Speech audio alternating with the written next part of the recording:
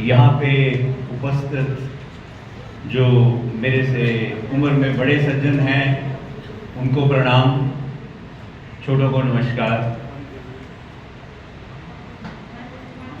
बहुत ही प्यारा समय है आज का और बहुत ही लकी हुई है, मैं कहूँगा कि आप जैसे लर्न गैदरिंग के आगे मुझे कुछ बोलने का समय मिला है और इसके लिए मैं धन्यवाद करूंगा मित्तल जी का और प्रेरणा पीठ ऑर्गेनाइजेशन का as well as senior citizen council of Ludhiana का, जिन्होंने इतने इम्पॉर्टेंट टॉपिक के ऊपर ये प्रोग्राम ऑर्गेनाइज किया है। और सबसे पहले धन्यवाद आपका भी करूंगा कि आप अपना कीमती समय निकाल के यहाँ पे आए हैं। आप यहाँ पे कुछ सीखने नहीं आए, सिखाने आए हैं। हम सब जिंदगी में हर मोड़ के ऊपर किसी ना किसी इस तरह की घटना से टकराते हैं जिससे हमें बहुत कुछ सीखने को मिलता है। वो हैपनिंग भी हो सकती है, वो मीटिंग्स भी हो सकती है। सना मैडम जैसे यहाँ पे मशहूर पर्सनैलिटीज बैठे हैं, डॉक्टर प्रेम जी जैसे बंदे बैठे हुए हैं।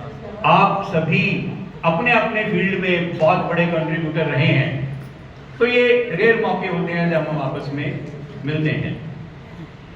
ज्यादा समय नहीं वेस्ट करते, सीधा टॉपिक पे आते हैं। आनंदमय जीवन की ओर डॉक्टर प्रेम ने बहुत अच्छी बात कही कि हम पैदा होते हैं तो कंप्लीट पैदा होते हैं, संपूर्ण पैदा होते हैं, सत्यचित आनंद की तरह ही होते हैं।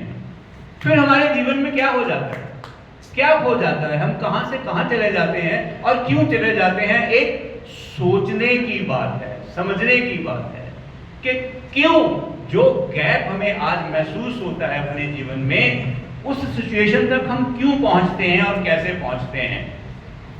और एक और बात उन्होंने बहुत कीमती कही और बहुत अच्छी कही कि हर कोई आनंदमय जीवन की अचीवमेंट कर सकता है। एक बात मैं यहां पे कहना चाहूंगा, कर सकता है, लेकिन उसके लिए सबसे पहले अपने मन में इच्छा होनी बहुत जरूरी है कि हमें एक आनंदमय जीवन तो जी सारे रहे। एवरीबॉडी इज लिविंग, इतनी उम्र हमने कर ली है, हम सभी 60 के करीब या 60 के ऊपर हैं, तो बहुत लंबी उम्र हम जी करके आए हैं। लेकिन क्या हम वाकई आनंदमय तौर से जी के आए हैं या नहीं, या सिंपली जी ही रहे हैं। तो एक बात जरूरी है कि यहाँ पे कोई किसी को आनंदमय जीवन की तरफ पुश नहीं कर सकता, ना ही पुल कर सकता है, ना ही उठा के ले जा सकता है। ये हर एक की अपनी इंडिविजुअल विलिंगनेस और एक्टिविटी है कि हम उसको किस तरह अचीव करते हैं। अगर हम आनंदमय जीवन जीना चाहते हैं तो हम बिल्कुल जी सकते हैं।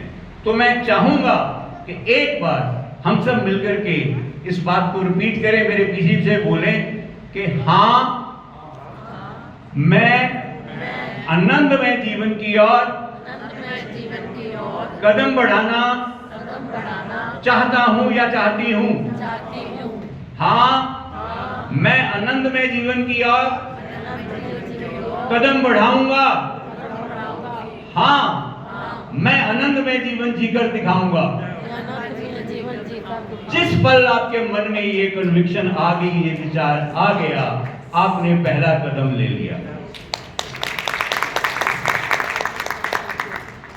अब सवाल पैदा होता है कि आनंद है क्या? आनंद है क्या? आनंद में जीवन जीना चाहते हैं तो जी तो पहले भी रहे हैं। आनंद है क्या? क्या अचीव करना चाहते हैं? बहुत इंपॉर्टेंट सवाल है ये। अपने आप से पूछो, मैं नहीं बता सकता, क्योंकि आनंद की परिभाषा हर आदमी के लिए अलग अलग है। मित्तल साहब के लिए आनंद माता के चरणों में बैठना है, डॉक्टर प्रेम के लिए आनंद बच्चों को इंस्पायर करना है, ऑर्गेनाइजेशंस को आगे ले जाना है। मैडम सनम के लिए आनंद की परिभाषा कुछ और है, मेरे लिए कुछ और है। हर इंसान के लिए ये परिभाषा अलग अलग होगी। हमें समझना है कि आनंद हमारे लिए क्या है और आनंदमय जीवन हम कैसे जी सकते हैं। हाँ, आनंदमय जीवन जो है वो एक सकारात्मक, सुखद और संतोषजनक स्थिति जरूर है जिंदगी की जो हम अचीव कर सकते हैं। लेकिन वो हम कैसे कर सकते हैं, ये बहुत ही मूल क्वेश्चन है।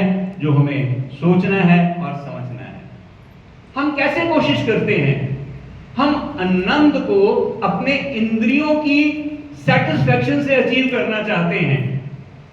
खाने से, देखने से, छूने से, महसूस करने से हमें छोटी छोटी खुशी मिलती है। हम समझते हैं कि वो ही आनंद है। हाँ है, वो आनंद है, इसमें कोई शक नहीं है। किसी को पैसा कमाने में भी आनंद मिलता है, पैसा जोड़ने में भी आनंद मिलता है, लेकिन ये अनुभूतियां टेम्परेरी हैं। ये हमें परमानेंट आनंद की ओर नहीं ले जा सकती।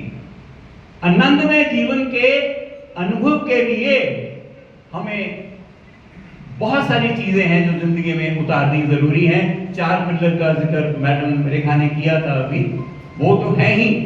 अब मुझे उसके ऊपर एक पिलर के ऊपर बोलने के लिए बोला गया है, द आर्ट ऑफ वेलबींग। तो मैं थोड़ा सा भटकूंगा आपकी इजाजत के साथ। हेल्थ के ऊपर तो बात करूंगा ही, लेकिन थोड़ा थोड़ा भटकना भी चाहूंगा अगर आप इजाजत देते हैं। अगर मजा आ रहा हो तो हम कंटिन्यू करते रहेंगे। अगर आपको लगे बोर कर रहा हूँ, हाथ उठा देना, मैं समझ जाऊंगा कि बोर कर रहा हूँ।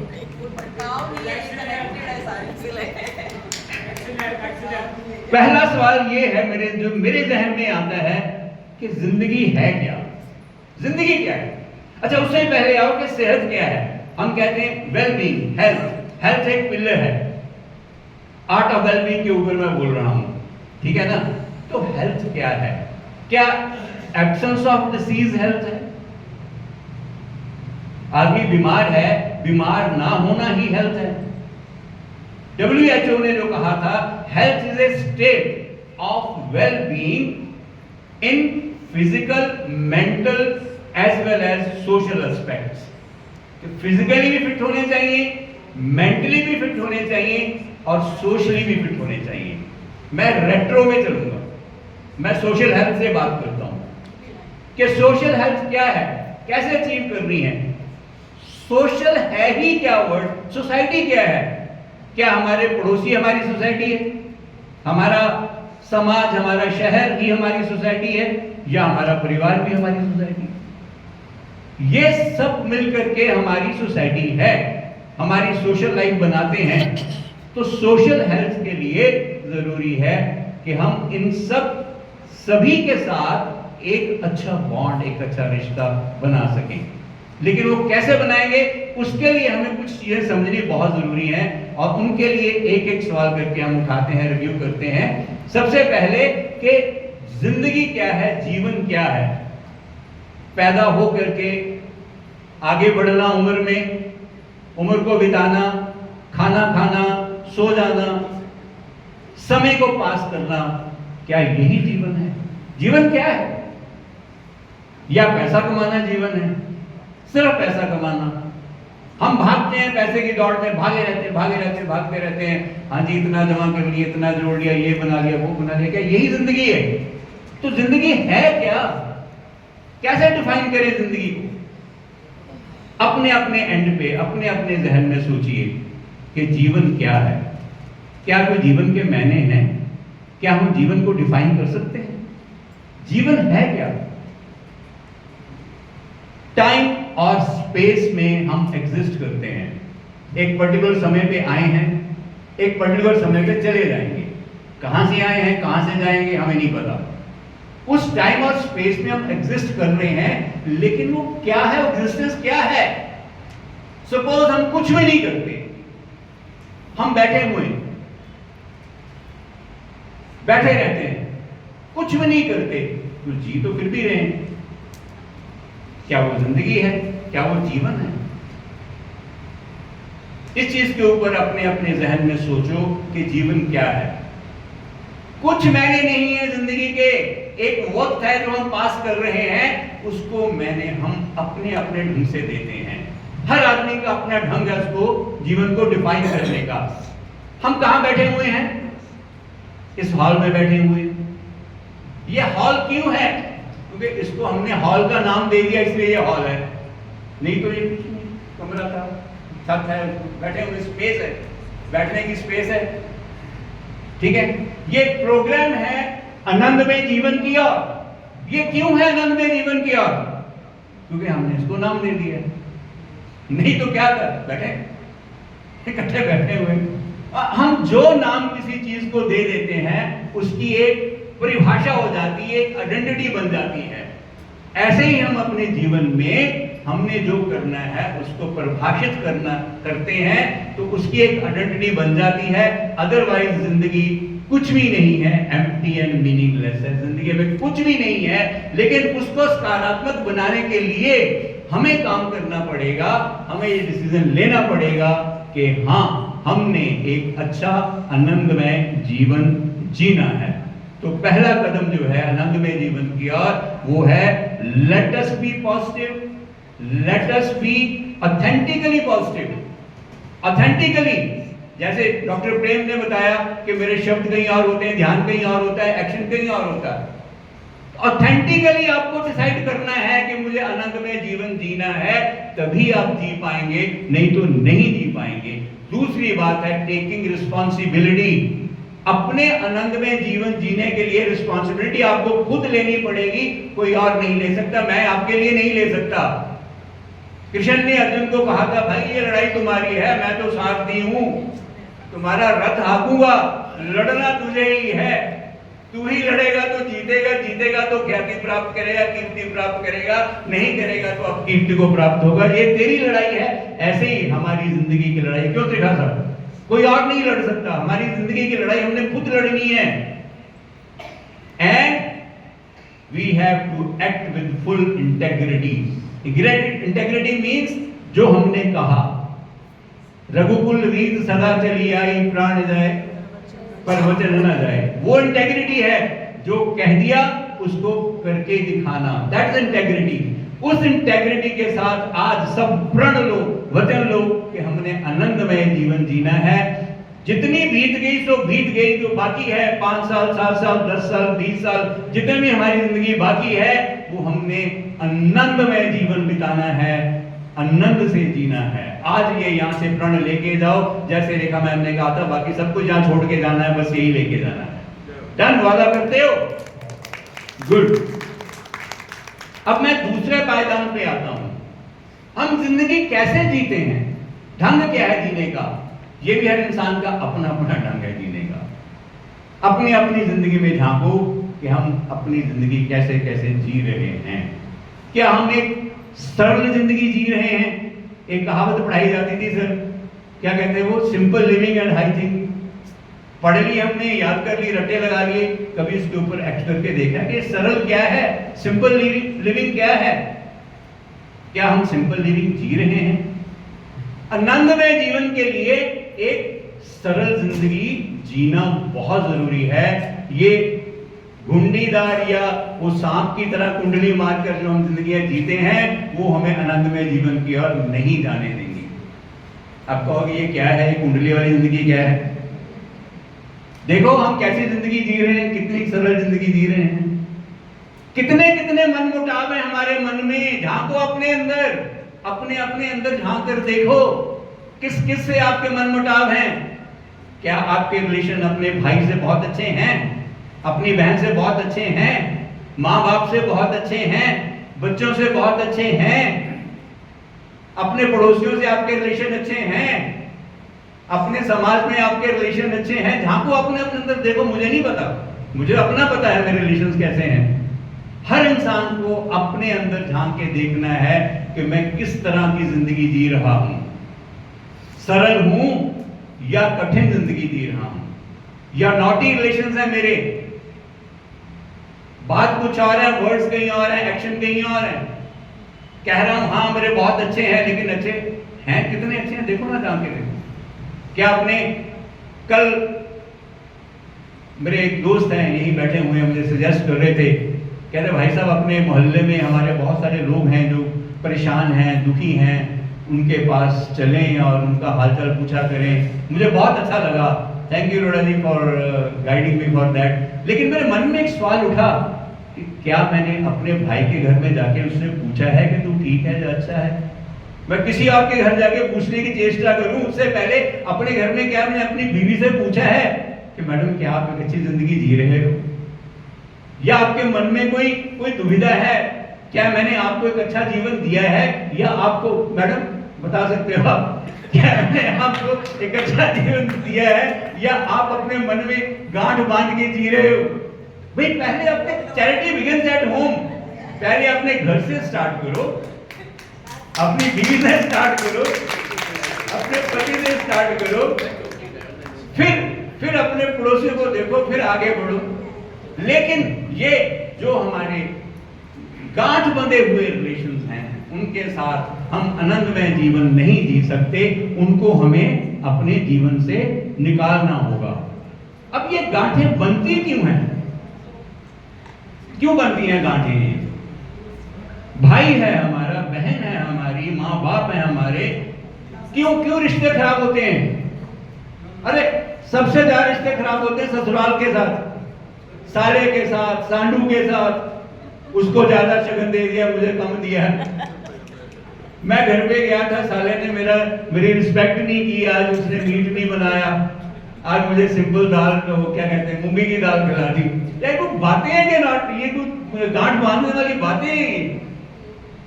छोटी छोटी बातों के ऊपर हम रिश्तों को उलझा लेते हैं बिना मतलब के। देखो अपने जीवन में देखो, है ऐसी बातें कि नहीं है? लेकिन ये बातें जब तक हमारे अंदर रहेंगी, हम आनंदमय जीवन नहीं जी पाएंगे। एक्चुअली क्या है, कुछ भी नहीं होता, हम अपनी कहानियां बना लेते हैं। मैं ससुराल गया, मेरा साला मुझे मिलने नहीं आया, अक्सर ये बात होती है, और बीवी से शिकायत होती है, तेरा भाई मेरी इज्जत नहीं करता, मैं गया था मुझे मिलने नहीं आया। भाई एम्पैथाइज करो, हो सकता है उसकी गाड़ी खराब हो गई हो सकता है उसे कोई काम पड़ गया हो, उसकी कोई मजबूरी हो। यार आप क्यों नहीं सोच सकते? एम्पैथाइज करना क्यों? वर्ड हम बहुत सीखते हैं बड़े बड़े, एम्पैथाइज करो। एम्पैथी का मीनिंग आज तक नहीं हमने समझा होगा, एम्पैथी होती क्या है। ना बहू ने सास से आप एम्पैथी की है कभी, ना ही, अब तो सब सास बन चुके होंगे सारी, ना ही आपने कभी अपनी बहुओं से एम्पैथी की है कभी? नखरे मारती रहती है, काम चोर है, काम ही नहीं करती है। भाई हो सकता है उसकी तबीयत खराब हो सकता है वो थकी रहती हो सकता है उसको फिजिकल प्रॉब्लम हो। एम्पैथाइज करो, उन गांठों को दूर करो, सरल करो, अपनी जिंदगी को सरल बनाओ, तभी आप एक आनंदमय जीवन जी पाओगे, नहीं तो नहीं जी पाओगे। छोटी सी बात एक और है, अगर हमें आनंदमय जीवन जीना है तो हमें अपने पास्ट में से बाहर निकलना होगा। Past is gone for ever. माफी मांगता हूं पहले, क्योंकि सब सीनियर सिटीजन्स हैं। अक्सर हम ऐसी बात को पकड़ के बैठे रहते हैं कि यार वो मेरी बचपन की दोस्त बहुत प्यारी थी, मेरी उससे शादी नहीं हुई। पहले माफी मांगता हूं, ये अक्सर होता है, बहुत भाइयों के साथ होगा। क्या यार ये पास्ट है, गॉन। अगर थी भी तो थी यार, अब वो लौट के नहीं आ सकती। अब वो उतनी सुंदर, उतनी प्यारी नहीं रह गई है, वो भी हमारी तरह मोटी और शक्ल खराब हो चुकी होगी, उसके बाद में सफेद हो चुकी होंगी। हाँ बहनों के साथ भी हो सकता है, बिल्कुल हो सकता है। मैंने पहले माफी मांग ली भैया इसलिए। तो कहने का मतलब ये है कि पास से बाहर आओ, पास में नहीं जीना, हमें नहीं जीना। पकड़ के बैठ जाते हैं, बिना मतलब के भार को उठा के हम जिंदगी जी रहे, बोझल जिंदगी जीते हैं। अगर हम फ्रेश होकर चलेंगे, वेटलेस होकर चलेंगे तो दूर तक जा सकते हैं, अगर भार उठा के चलेंगे तो जल्दी थक जाएंगे। तो मेरी ये विनती है कि पास्ट के भार को छोड़ दो। यही जो चीज आपको परेशान कर रही है ड्रॉप कर दो, let it go, let go. सिखाएंगे, त्रिखारी बताएंगे कैसे लेट गो करना है, वो महान चीज के। लेट गो करना सीखो। जो चीज आपको ट्रबल कर रही है मत बांधो, मत कैरी करो, उसको यही छोड़ दो। हम लेके साथ नहीं चलेंगे। वादा करो कि जो चीज मुझे सता रही मैं ये छोड़कर जाऊंगी, ये छोड़कर जाऊंगा। तभी आप एक आनंदमय जीवन जी पाओगे, नहीं तो नहीं जी पाओगे मेरे भाइयों बहनों। चौथी बात, जो प्राप्त है वही पर्याप्त है। जो ईश्वर ने हमें दिया है वो हमें हमारे भाग्य के हिसाब से दिया है। वक्त से पहले भाग्य से ज्यादा कुछ नहीं मिलता। अब हम उम्र के उस पड़ाव पे हैं जहां अब और इकट्ठा करने की इच्छाओं को छोड़ दो, एक सरल जीवन जीने की तरफ बढ़ो। बहुत कमाया, बहुत जोड़ा, 2 प्लॉट बनाए, 20 प्लॉट बनाए, एक ही वैल्यू है, यही रह जाने हैं, साथ में कुछ नहीं जाना है, सब यही रह जाने हैं। तो सरल होकर के, पिछले बोझ को छोड़ करके और अपनी इच्छा, ये नहीं कहता कि जीने की इच्छा छोड़ो, नहीं, जीना है, ज्यादा से ज्यादा जीना है, 100 साल से ज्यादा जीना है, लेकिन ऐसी इच्छा है कि मैं और धन इकट्ठा कर लूं, और प्लॉट बना लूं, और घर बना लूं। अरे यार, आप जिम्मेदारियां अपने बच्चों के कंधों पे डाल दो, अपने आप को आजाद करो, फ्री करो, आनंदमय जीवन की ओर कदम बढ़ाओ, तभी आप आनंदमय जीवन खुशी के साथ जी पाओगे। सबसे बड़ी बात जो मैं कहनी चाहूंगा वो है बी कनेक्टेड। जुड़ो अपने दोस्तों के साथ, अपने साथियों के साथ। अगर आपके दोस्त नहीं हैं, बहुत सारे ऐसे लोग होते हैं जिनके दोस्त नहीं होते, नहीं बन पाते, कोई बात नहीं यार, अब बना लो, इतने प्यारे प्यारे लोग बैठे हैं, बनाओ ना दोस्ती, नहीं है तो नए दोस्त बना के जाओ। और विश्वास करो, मेरे यहाँ पे दोस्त बैठे हैं अरोड़ा जी, हालांकि हम एक ही एरिया में कई साल रहे हैं, 7 साल, लेकिन पिछले चंद सालों से मिले हैं, और जब से मिले हैं एक ऐसा बॉन्ड बन गया मेरे भाइयों, ऐसा बॉन्ड बन गया कि बिना मिले अब हम रह ही नहीं सकते। हमारी दिनचर्या में हम सुबह 4 बजे उठते हैं, भारतीय योग संस्थान से जुड़े हुए हैं, सुबह 5:30 से लेकर के 7 बजे तक हमारी योग की कक्षा चलती है। हमारे योग कक्षा इंचार्ज टीचर भी आए हुए हैं, उनको भी सलाम है मेरा, उनके लिए ताड़ियां हो जाए एक बार। सोनल जी, योग करने के बाद 7 बजे हम फ्री होते हैं, उसके बाद हमारे दोस्तों की जुंडली किसी एक दोस्त के घर चले जाती है। वहां पे 2 घंटे जो हमारे गुजरते हैं भाई, मैं बता नहीं सकता कैसे गुजरते हैं। सारी टेंशन, सारा भार, सब कुछ दूर। जो भाई मेरे साथ फेसबुक पे हैं वो देखते होंगे हमारी शरारतों को कि कैसे कैसे हम वहां पे शरारतें करते हैं। वाउच कर सकते हैं मित्तल साहब, रेखा में, कुमार रंजन जी। एक्चुअली क्या है, जिंदगी यही है, जी डालो यारो, कुछ नहीं है जिंदगी में, एंजॉय करो, मजे से रहो, बचपन के बच्चे बन जाओ, बचपन में चले जाओ वापस, एंजॉय करो अपनी जिंदगी को, आनंद से जियो, आनंद में जीवन की ओर बढ़ो। टेंशन के साथ जीने में कुछ नहीं है। और क्या बोलूं, आप लोग बहुत सियाने हैं यार।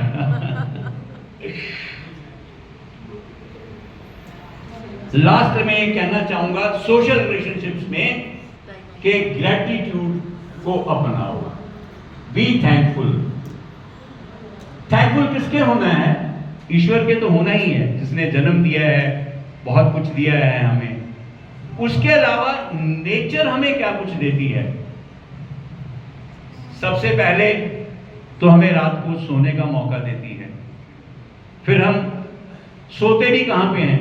खूबसूरत चारपाई के ऊपर, बहुत कंफर्टेबल एनवायरनमेंट में, कमरे में, ठंडी ठंडी हवा है, आराम से सोते हैं, सुबह आराम से उठते हैं। तो उठ करके कभी आपने शुक्रिया किया है ईश्वर का? नहीं किया तो हमें जरूर करना चाहिए। कुदरत ने हमें, खेतों ने हमें खाने को भोजन दिया है, पशुओं ने हमें पीने के लिए दूध दिया है, धरती ने हमें पीने के लिए जल दिया है, भोजन दिया है। हमने कभी शुक्रिया किया है? पौधे हमें ऑक्सीजन देते हैं जीने के लिए, सांस लेने के लिए, कभी पौधों का शुक्रिया किया है? नहीं किया। पक्षी चहकते हैं, हमें सुंदर सुंदर आवाजें, ध्वनियां सुनाते हैं, हमारा मनोरंजन करते हैं, कभी उनका शुक्रिया किया है? मंडराती हुई तितलियों को देखा है आपने, बड़े खुश होते देखे, कभी उनका शुक्रिया किया है?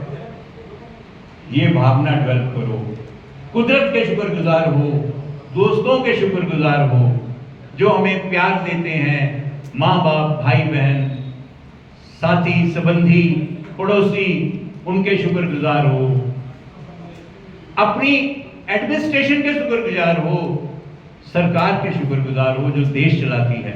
मैंने देखा है दोस्तों को बैठे हुए, एक पार्टी का फॉलोअर है, दूसरा दूसरी पार्टी का फॉलोअर है, अगर कहीं गलती से मिल जाते हैं ऐसा लगता है कि पॉजिटिव नेगेटिव एंड्स मिल गए हैं। एक ने गलती से कह दिया मोदी जी ने कमाल कर दिया, तो दूसरा कह दिया भाड़ कर दिया, क्या अकल है, कोई अकल नहीं है उस बंदे को, नहीं मनमोहन जी ने बहुत अच्छा किया था। उसके बाद महाभारत का युद्ध शुरू हो जाता है। अरे क्या है नॉनसेंस यार, वो देश चला रहे हैं, हमारे नेता हैं, हमारे आगू हैं, जो भी कर रहे हैं बहुत सोच समझ के कर रहे हैं। आप बिना मतलब के आपस में लड़के अपने रिलेशन को टेंस कर रहे हो, स्ट्रेन कर रहे हो। छोड़ दो ये सब, त्याग दो सब, ग्रैटिट्यूड की भावना अपनाओ सभी के प्रति, दोस्तों के प्रति, कुदरत के प्रति, ईश्वर के प्रति। वो हर बंदा, हर चीज जो हमें जिंदगी में कुछ देती है उसके प्रति हमें धन्यवाद की भावना रखते हुए ग्रैटिट्यूड की भावना डेवलप करनी है, तभी हम एक आनंदमय जीवन की ओर बढ़ पाएंगे। लास्टली इन सोशल रिलेशंस, जैसे बताया था, रेखा जी ने भी कहा था कि हमें सर्व एंड सेक्रीफाइस की भावना को अपनाना पड़ेगा। सर्विस लेना तो आता है, बड़ा अच्छा लगता है, दो भी, सर्विस देना भी सीखो। जिसको भी जरूरत है उसके लिए खड़े हो। रोड़ा जी ने गलत नहीं कहा था मुझे कि अगर मोहल्ले में किसी को तकलीफ है तो जाओ उसके यहाँ, उसको जरूरत है, उसको खड़े हो।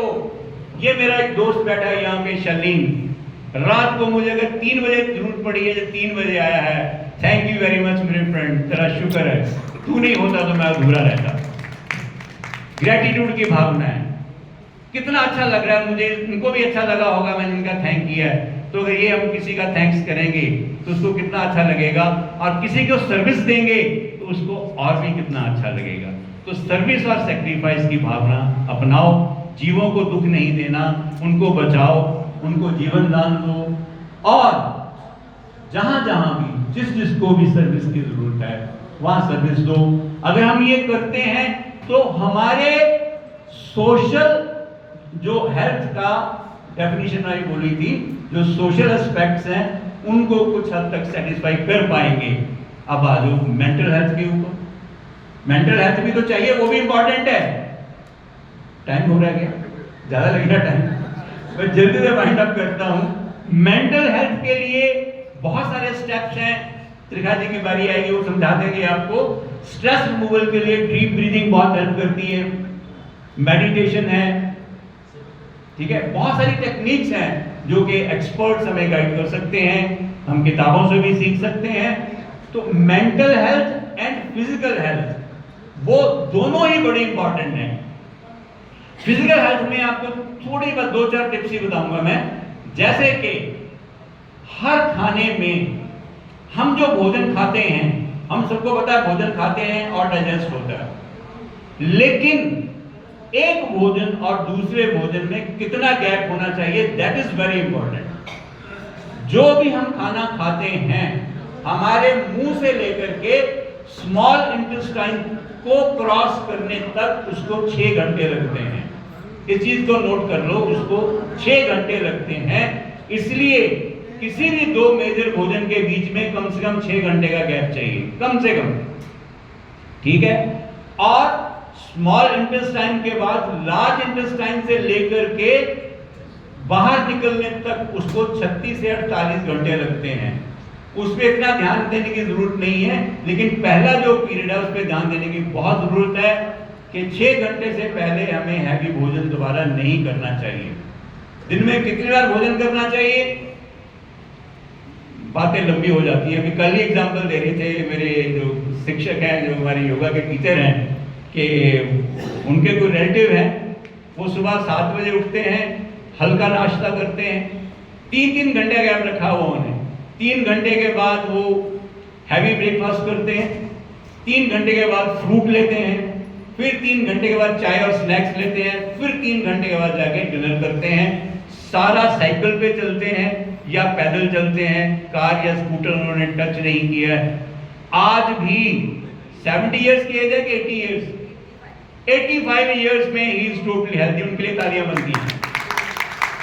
तो ये जीवन शैली ही है जो हमें एक अच्छी सेहत दे सकती है, और अच्छी सेहत के साथ ही हम अपने जिंदगी को आनंद में बना सकते हैं।